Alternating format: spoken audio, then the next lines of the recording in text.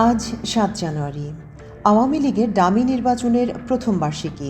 গত বছর এই দিনে কয়েকটি সমমনা রাজনৈতিক দল ও নিজ দলের ডামি প্রার্থীদের মাধ্যমে দ্বাদশ সংসদ নির্বাচনের বৈতরণী পার হলেও গণ অভ্যুত্থানের মুখে টিকতে পারেনি শেখ হাসিনার সরকার। সরাসরি রাজনৈতিক আন্দোলনে না হলেও ছাত্র জনতার অভ্যুত্থানে ক্ষমতা গ্রহণের ৭ মাসের মাথায় ৫ আগস্ট ক্ষমতাচ্যুত হতে হয় শেখ হাসিনাকে। দলের নেতাকর্মীদের ঝুঁকির মুখে ফেলে ওই দিন তিনি দেশ ছেড়ে পালিয়ে ভারতে আশ্রয় নেন। এর পথ ধরে টানা চতুর্থবার ক্ষমতায় আসার ১ বছরের মধ্যে অস্তিত্ব সংকটে পড়েছে তথাকথিত ক্ষমতাধর আওয়ামী লীগ। হত্যাযজ্ঞে জড়িত থাকার কারণে দলটির অন্যতম ভাতৃপ্রতিম সংগঠন ছাত্রলীগ ইতিমধ্যে সন্ত্রাসী সংগঠন হিসেবে নিষিদ্ধ হয়েছে। অজ্ঞাত স্থান থেকে সামাজিক যোগাযোগ মাধ্যমে বিতর্কিত পোস্ট দিয়ে বর্তমান সরকার ও সরকার সমর্থিতদের বিষোদ্গার করার মাধ্যমে আওয়ামী লীগের কার্যক্রম সীমাবদ্ধ রয়েছে। আওয়ামী লীগের বিগত ৪ টার্মের শাসনকাল পর্যালোচনা করে দেখা গেছে দলটি ২০০৯ সালে ক্ষমতায় আসার পর দখল, হত্যাকাণ্ড, অত্যাচার, নির্যাতন বিরোধী মত দমনের মাধ্যমে সারা দেশে ত্রাসের রাজত্ব কায়েম করে। দলটি ক্ষমতা কুক্ষিগত করতে সর্বজন গ্রহণযোগ্য তত্ত্বাবধায়ক সরকার ব্যবস্থা বাতিল করে দলীয় সরকারের অধীনে নির্বাচন পদ্ধতি চালু করে। অন্য কোনো রাজনৈতিক দল যেন ক্ষমতায় আসতে না পারে তার জন্য দশম এবং ২০১৮ সালে একাদশ ও ২০২৪ সালে দ্বাদশ জাতীয় সংসদ নির্বাচনে ভিন্ন ভিন্ন কৌশল অবলম্বন করে। প্রতিটি নির্বাচনে তারা পতিত স্বৈরাচার হুসেইন মোহাম্মদ এরশাদের জাতীয় পার্টিকে ব্যবহার করেছে। আওয়ামী লীগ ২০১৪ সালের ৫ জানুয়ারি বিনা ভোটের নির্বাচন, ২০১৮ সালের ৩০ ডিসেম্বর রাতের ভোট এবং ২০২৪ সালের ৭ জানুয়ারি ডামি ভোটের মাধ্যমে পরপর ৩ বার ক্ষমতায় আসে। তবে দশম ও একাদশ সংসদে আওয়ামী লীগ সরকার তার মেয়াদ পার করতে পারলেও শেষ রক্ষা হয়নি দ্বাদশে। গত বছর ৭ জানুয়ারি দেশে দ্বাদশ জাতীয় সংসদ নির্বাচন অনুষ্ঠিত হয়। আগের দুটির ধারাবাহিকতায় আওয়ামী লীগ সরকারের একতরফা নির্বাচনের প্রস্তুতি দেখে তা বয়কট করেছিল বিএনপি, জামায়াত সহ বেশিরভাগ রাজনৈতিক দল। প্রতিপক্ষবিহীন নির্বাচনকে জমজমাট করতে অভিনব কৌশল নেয় দলটি। নির্বাচনে সমমনা Jatiya Party, Jasad, Workers Party, Zaker Party, Bikalpadhara, Kalyan Party, Tariqat Federation সহ ১৪ দল থেকে সমঝোতার মাধ্যমে আলাদা প্রার্থী মাঠে নামায় আওয়ামী লীগ। এর বাইরে বিভিন্ন এজেন্সি সহায়তায় কয়েকটি কিংস পার্টিকে নিবন্ধন দিয়েও তাদেরকে ভোটের মাঠে যুক্ত করে। একই সঙ্গে নৌকা প্রতীকে নিজ দলের প্রার্থীদের বিরুদ্ধে আওয়ামী লীগ ও সহযোগী সংগঠনের নেতাকর্মীদের প্রার্থী হিসেবে দাঁড় করায় দলটি। নিজেদের প্রতিপক্ষ নিজেরাই। নির্বাচনে নজিরবিহীন এবং অভিনব এসব প্রার্থীর নাম শেখ হাসিনা নিজেই রাখেন ডামি প্রার্থী। অতীতে নিজ দলীয় বিরোধী প্রার্থীর বিরুদ্ধে কঠোর হলেও এবার উল্টো প্রার্থী হতে তাদের উৎসাহিত করা হয়। তবে এত সব কৌশলের পরও নির্বাচনে ভোটারের উপস্থিতি ছিল কম। নির্বাচনোত্তর সংবাদ সম্মেলনে ২৮% ভোট পড়েছে বলে প্রধান নির্বাচন কমিশনার কাজী হাবিবুল আউয়াল উল্লেখ করেন। তবে ইসি সচিব জাহাঙ্গীর আলম সে সময় ৫ থেকে ৪০% ভোট পড়ার কথা বলে দেন। পরে ইসির আনুষ্ঠানিক তথ্যেও ৪১% ভোট পড়ার কথা জানানো হয়। বিষয়টি নিয়ে পরে নানা বিতর্ক তৈরি হয়। নির্বাচনে নিরঙ্কুশভাবে জয়ী হয় আওয়ামী লীগ। নির্বাচনে ব্যতিক্রমী ঘটনা হয়ে ওঠে স্বতন্ত্র প্রার্থীরা। অতীতের সব সংসদ নির্বাচনের রেকর্ড ভেঙে ৬২ জন স্বতন্ত্র প্রার্থী নির্বাচনে জয়লাভ করেন। স্বতন্ত্রদের মধ্যে ৫৯ জনই আওয়ামী লীগের রাজনীতির সঙ্গে জড়িত। নির্বাচনে ৪ দিনের মাথায় প্রধানমন্ত্রী হিসেবে শপথ নেন শেখ হাসিনা। দশম ও একাদশ শাসনামলে মন্ত্রিসভায় বিরোধী দল ও সমমনাদের স্থান দিলেও দ্বাদশে কাউকে নেওয়া হয়নি।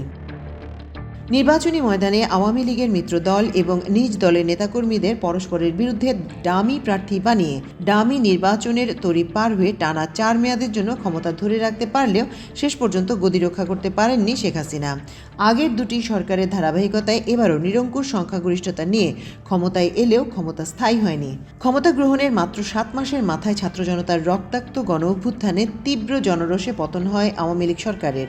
দেশ ছেড়ে পালিয়ে ভারতে আশ্রয় নিতে বাধ্য হন শেখ হাসিনা। এদিকে শেখ হাসিনার পালিয়ে যাওয়ার খবর ছড়িয়ে পড়ার সঙ্গে সঙ্গে আওয়ামী লীগের মন্ত্রী এমপিরা আত্মগোপনে চলে যান।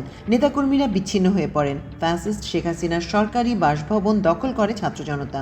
বিক্ষুব্ধ জনতা ভেঙে ফেলে আওয়ামী লীগের বঙ্গবন্ধু এভিনিউর প্রধান কার্যালয়, ধানমন্ডির দলীয় প্রধানের কার্যালয় আগুন দিয়ে জ্বালিয়ে দেয়। জ্বালিয়ে দেওয়া হয় ৩২ নম্বর ধানমন্ডির বাড়িটিও। ঢাকা সহ বিভিন্ন স্থানে স্থাপিত শেখ মুজিবুরের মুরাল ভেঙে ফেলা হয়।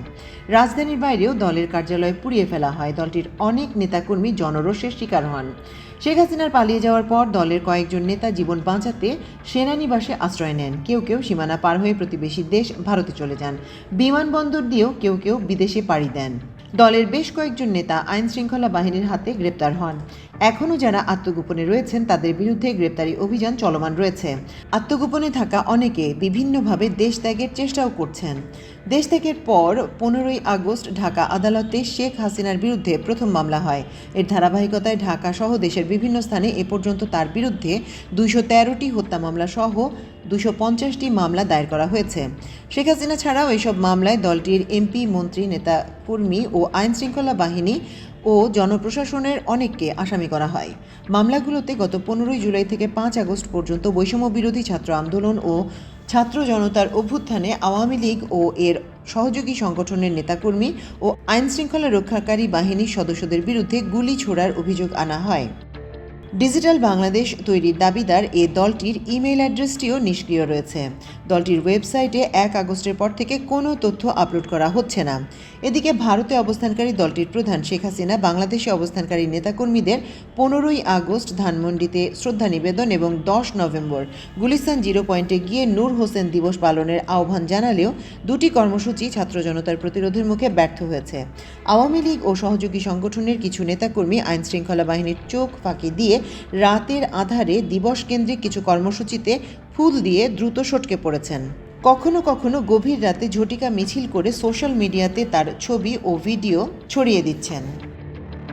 টানা 4 বারের ক্ষমতাসীন আওয়ামী লীগের বর্তমান অবস্থান মূল্যায়ন করতে গিয়ে বাংলাদেশ জাসদের সভাপতি শরীফ নুরুল আম্বিয়া আমার দেশকে বলেন, আওয়ামী লীগের যে পরিণতি হয়েছে সেটা আমার কাছে প্রত্যাশিতই ছিল। এভাবে অত্যাচার, নির্যাতন ও জুলুম করে কেউ ক্ষমতায় টিকে থাকতে পারে না, আওয়ামী লীগও পারেনি। আওয়ামী লীগের ভবিষ্যৎ রাজনীতি প্রশ্নে 75 ও 24-এর প্রত্যক্ষ শরীফ নুরুল আম্বিয়া বলেন, তাদের যে পরিণতি হওয়ার সেটাই হয়েছে। শিগগিরই তাদের রাজনীতিতে ফেরার কোনো সম্ভাবনা আমি দেখছি না। আওয়ামী লীগ নেতৃত্বাধীন 14 দলীয় জোটের এক সময়ের সঙ্গী জাসদ নেতা শরীফ আম্বিয়া বলেন, আওয়ামী লীগকে নিজেদের মূল্যায়ন করতে দেওয়া উচিত, তাদের আত্মমূল্যায়ন হওয়া উচিত। গণসংহতি আন্দোলনের প্রধান সমন্বয়কারী জোনায়েদ সাকি বলেন, আওয়ামী লীগ ভুয়া নির্বাচন করে ক্ষমতায় টিকে থাকতে চেয়েছিল, কিন্তু অত্যাচার, নির্যাতন, গুম খুন করে যে ক্ষমতায় টিকে থাকা যায় না তা তারা ভুলে গিয়েছিল। আমরা বিগত কয়েক বছর ধরে যে গণ অভ্যুত্থানের কথা বলে আসছি, ফ্যাসিবাদ উৎখাতের যে জমিন আগে থেকেই তৈরি হয়েছিল তার সফল পরিণতি হয়েছে ছাত্র জনতার হাত ধরে। এই পতন কেবল আওয়ামী লীগ নয়, আমাদের সব রাজনীতিকের জন্য একটি গুরুত্বপূর্ণ শিক্ষা। ঢাকা বিশ্ববিদ্যালয়ের রাষ্ট্রবিজ্ঞান বিভাগের সহযোগী অধ্যাপক কাজী মোহাম্মদ মাহবুবুর রহমান বলেন, নির্বাচনকে ব্যবহার করে বাংলাদেশে কর্তৃত্ববাদ প্রতিষ্ঠা নতুন নয়। এর আগে হোসেন মোহাম্মদ এরশাদ কর্তৃত্ববাদ প্রতিষ্ঠা করেছিলেন। শেখ হাসিনা সরকারও 2014 সালে বিনা প্রতিদ্বন্দ্বিতায় নির্বাচনের মাধ্যমে কর্তৃত্ববাদ প্রতিষ্ঠা করেন। এর ধারাবাহিকতায় কারচুপির মাধ্যমে 2018 সালে রাতের ভোট এবং 2024 সালে ডামি ভোট শেখ হাসিনার ওই কর্তৃত্ববাদ ফ্যাসিবাদের রূপ নিয়েছে। ফ্যাসিবাদের দায় কেবল আওয়ামী লীগের নয় জানিয়ে মাহবুবুর রহমান বলেন, বাংলাদেশে বিগত 3টি নির্বাচনে যে সামান্যতম গ্রহণযোগ্যতা পেয়েছিল সেটা সম্ভব হতো না এর সঙ্গে যদি জাতীয় পার্টি যুক্ত না হতো। কাজে জাতীয় পার্টি ও 14 দলের অন্য শরিকরা এর দায় কোনোভাবে এড়াতে পারে না। বিগত 3টি নির্বাচনের জন্য নির্বাচন কমিশনের সংশ্লিষ্টদের বিচারের মুখোমুখি করা দরকার উল্লেখ করে তিনি বলেন, নির্বাচন কমিশন জনগণের ভোট রক্ষার শপথ নিয়ে সেটা না করে সরকারকে সুরক্ষা দিয়েছে। এটা করে তারা শপথ ভঙ্গ করেছে, এজন্য তাদেরও বিচারের মুখোমুখি করা দরকার।